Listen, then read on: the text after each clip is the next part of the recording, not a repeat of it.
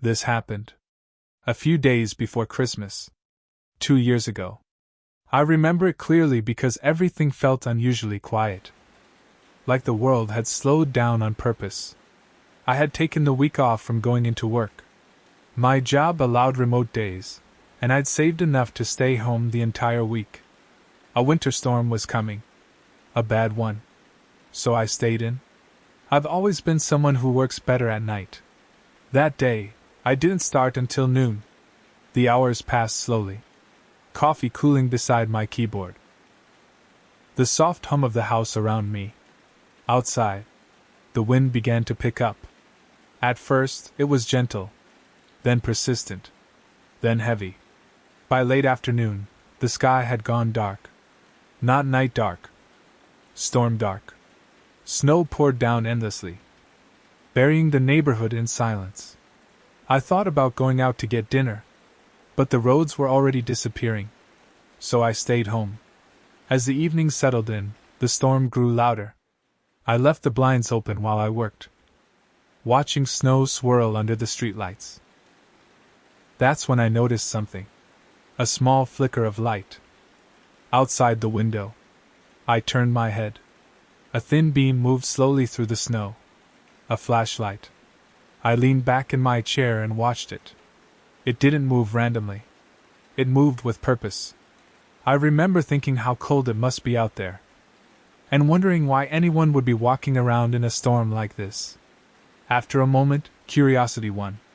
I stood up and walked to the window, trying to look down the side of the house. The light appeared again, then vanished. Just like that. Hidden. Or turned off. The snow made it impossible to tell. I stood there for a while longer. Nothing happened. Eventually, I convinced myself it was nothing. A neighbor. Someone looking for a pet. I returned to my desk. For the next couple of hours, the house creaked constantly. Wood shifting. Wind pressing against the walls. Every now and then, a sound would make me stop typing and listen. But it never happened twice. Until it did. A sudden, heavy thud echoed through the house. Not the wind. Not the house settling. It sounded like something breaking. And it sounded like it came from inside. I stood up slowly. The hallway was empty. I walked downstairs, listening with every step. Everything looked normal. Too normal. I told myself I was overreacting. I turned to head back upstairs. Click. The power went out. Instantly. The house went completely black. No lights. No glow from outside. Nothing at all. I froze. With the storm raging, there wasn't even moonlight coming through the windows. I couldn't see my own hands. I told myself the storm must have knocked the power out. It made sense.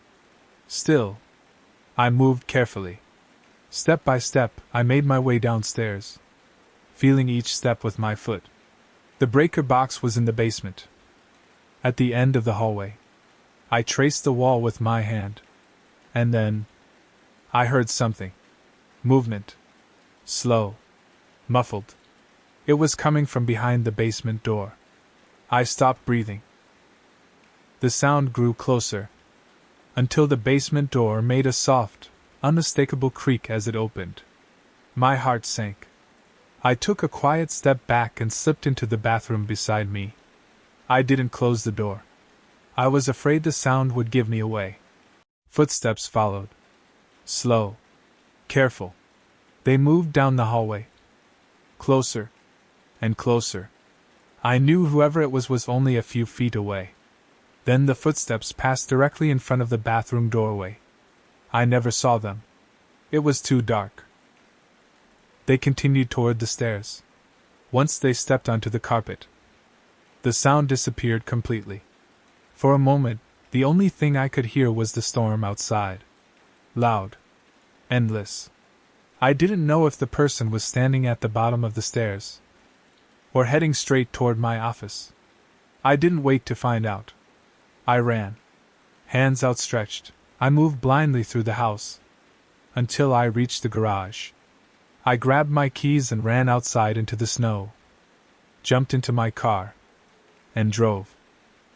The police later told me the intruder had cut the power on purpose, then gone straight upstairs, to my office, to my bedroom, nowhere else. They weren't there to steal. They were there for me. What still unsettles me is how easily they moved through my house in complete darkness.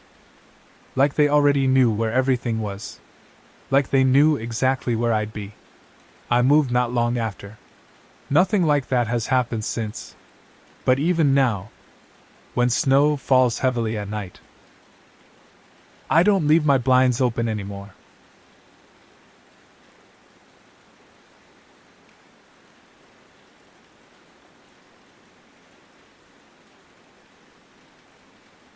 I'd been driving since early that morning, trying to make it from Minneapolis to my sister's place in Montana before the weekend. It was meant to be a simple winter trip. Nothing special. Just me, my old but reliable Subaru, and a cup of gas station coffee that had long since gone cold. For most of the drive, everything was fine. But once I headed farther north, into the quieter stretches of highway, the snow began to fall. At first, it was light, almost peaceful. Then, as the sun went down, it thickened. Within minutes, it became a wall of white, so dense that my headlights struggled to cut through it. After about an hour, the road was completely covered. I couldn't tell where the lanes were anymore, or if I was even still centered on the highway. That's when I decided I'd pull over at the next place I saw and wait out the storm. About 15 minutes later, I noticed a faint light on the side of the road. I barely saw it through the snow. Before turning in, the parking lot was small. 3 cars sat there. One was nearly buried in snow. The other 2 looked like they'd arrived recently. From the shape of the building, I could tell it was some kind of roadside cafe. I had been hoping for a motel, but coffee and warmth would have to do. I stepped out into the blizzard and hurried inside, already frozen to the bone. The cafe was small, old-fashioned, the kind of place you don't really see anymore. 2 men sat at the bar with coffee. A woman stood behind the counter. When I opened the door, everything went quiet. No conversation, no movement. All 3 of them looked at me at once and greeted me politely. It felt like I'd walked in, right in the middle of something. I told myself I was overthinking it. I sat near the men and learned they'd had the same idea as me, pulling off the road to escape the storm. I ordered coffee and took my mug to a seat by the front window. Outside, snow continued to pile up around our cars. That's when I noticed one of the men more closely. He was older, maybe in his 50s. His face was pale, his eyes dull. The best way I can describe him is that he looked half dead. I couldn't tell if it was the weather, or exhaustion, or something else entirely. After I moved to the window, the cafe fell silent again. No one spoke. Minutes passed like that. Then one of the men stood up and said he was going to try reaching his cabin before the roads closed. No one responded. I watched him through the window as he got into his car and sat there for a moment. Then the other man stood up and left without saying a word. I went back to the bar and asked the woman what was going on with them. She shrugged, said they'd arrived around the same time, and seemed to be arguing in the parking lot. I stayed and talked with her for a while. Small talk. Weather. Nothing important. 30 minutes passed. No one else came in. Eventually, I went back to the window to check the snow. That's when I realized both of their cars were still there, but the men were gone. Not inside the cafe. Not in their vehicles. Just gone. A chill settled deep in my chest. There was no way they'd been outside that long. I stepped toward the door and pushed it open just enough to look around. The cold hit instantly. The wind howled. But otherwise, it was quiet. Too quiet. I walked back to my car, planning to start it and let it warm up before leaving. I turned the key. Nothing. No struggle. No sound. It didn't even try. My stomach sank. I'd been there less than an hour, and my car had been perfectly fine all day. That's when I felt it. The certainty that one of those men had something to do with this. As I sat there, still trying the ignition, I saw movement. A figure emerging from the woods behind the cafe. One of the men, barely visible through the snow, walking calmly back toward the cars. I didn't hesitate. I ran back inside and locked the door. The woman looked confused as I told her what I'd seen and begged her to call 911. She did. Moments later, the man reached the door. He tried to open it. When he realized it was locked, he looked straight at me through the glass. His eyes were bloodshot, his face pale, still wearing that same empty expression. He banged on the door once, then turned and ran back to his car. When the police arrived, only 3 cars remained. Mine, the woman's, and the other man's. The older man was gone. But this didn't end there. Officers followed tracks into the woods, behind the cafe. That's where they found the body of the other man. Nothing was stolen, just violence.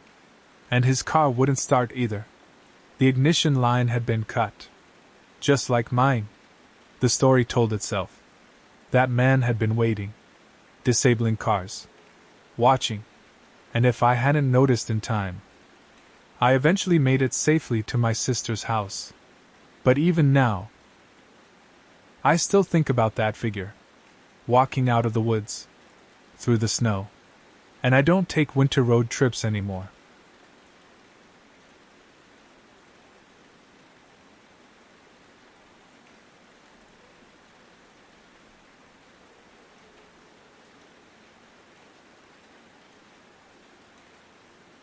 This happened around Christmas last year, sometime between Christmas and New Year's. I was home from college for winter break, back in my hometown. Even with the holidays going on, I still had bills to pay, so when I wasn't with family, I spent my nights doing DoorDash. That evening, it was snowing softly, not enough to make the roads dangerous. Just enough that most people didn't want to leave their homes. Those were usually the best nights for orders. Everything went smoothly until about 10 o'clock. Things slowed down, but the orders kept coming. Then I accepted one more. It looked normal, except it was farther than usual, about 20 minutes away. My hometown is small, but spread out. A lot of houses sit on the outskirts, hidden deep in the woods. The GPS took me off the main road, then onto a narrow forest road. Eventually it led me to what looked like the start of a gravel driveway. It disappeared straight into the trees, completely covered in snow.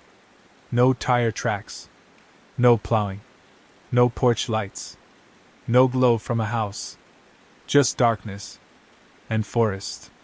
I stayed in my car and called the customer, assuming there was a mistake. He answered immediately. His voice was deep and raspy, the kind that sounds worn down by years of smoking. I told him I was at the marked location, but I didn't see a driveway or a house. He said it was probably just buried under snow. The way he said it, like it should have been obvious.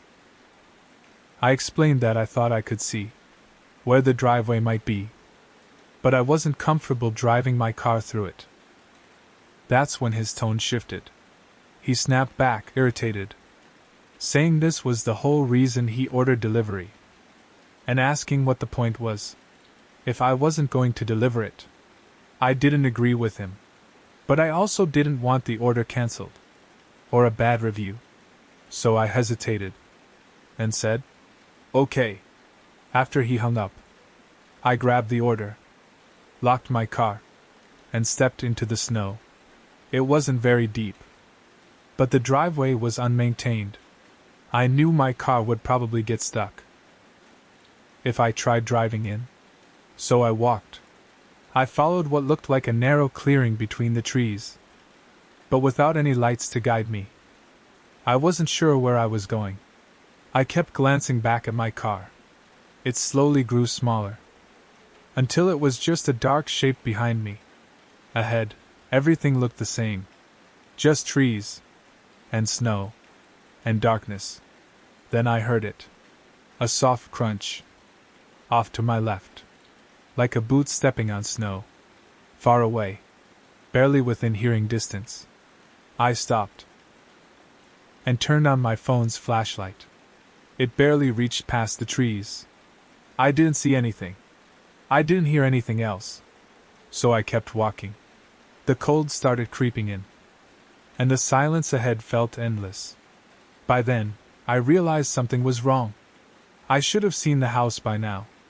I stopped completely, standing there alone in the snow. It finally hit me.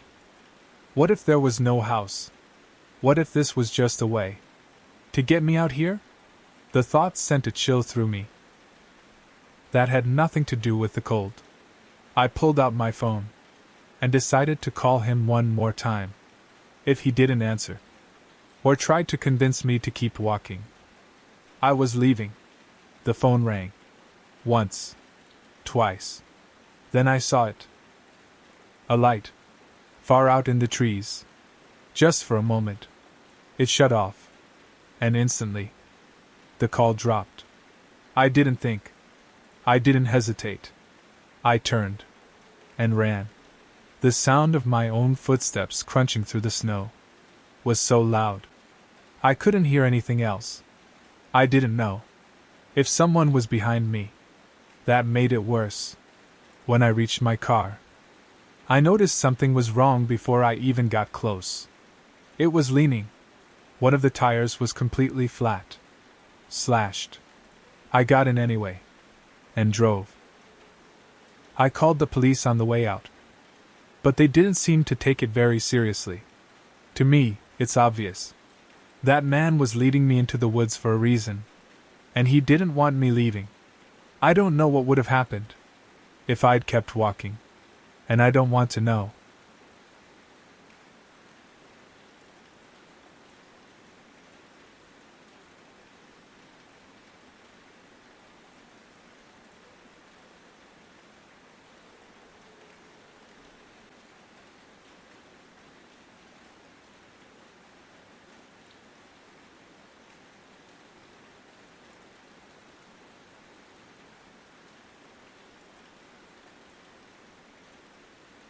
Thank you for watching. If you can, please smack the heck out of the subscribe button. And like. It is greatly appreciated and we can keep doing these spooky, relaxing stories.